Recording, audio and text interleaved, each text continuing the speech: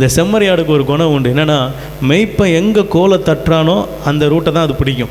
வேறு எந்த ரூட்டு என்ன செய்யாது, போகாது. அந்த சத்தம் எங்கே கேட்குதோ அந்த அந்த அந்த அந்த ரூட்டில் அது வந்துக்கிட்டே இருக்கும். நேராக அந்த சத்தத்தை கேட்டு வரும். அதனால தான் 23ஆம் சங்கீதத்தில் இப்படியா எழுதப்பட்டு இருக்கிறது, உமது கோலும் உமது தடியும் என்ன மரண பள்ளத்தாக்கு. நான் பள்ளத்தாக்கு நடுவில் நடந்தாலும் நான் என்ன செய்ய மாட்டேன், பயப்பட மாட்டேன். ஏன்னா தேவரீர் என்னோடு கூட.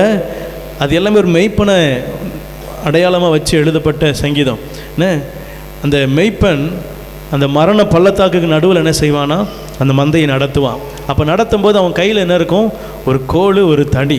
அப்போது இந்த கோல் தடியோடைய சத்தத்தை கேட்டு தான் என்ன செய்யும், அந்த ஆடு அந்த சத்தத்தை பின்தொடர்ந்து வரும். அது வலது பக்கம் இடது பக்கம் என்ன செய்யாது, சாயாது. அந்த அந்த அந்த மெய்ப்பன் கரெக்டாக அந்த கோல் தடியையும் அந்த ஆடுகளை நடத்துவதற்கு அழகாக பயன்படுத்துவான். அப்போ ஆண்டவர் சொல்கிறாரு, என் ஜனம் என் சத்தத்தை கேட்டால் அவங்க என்ன செய்வாங்க, நேர் வழியாக நடப்பார்கள். அல்லேலூயா.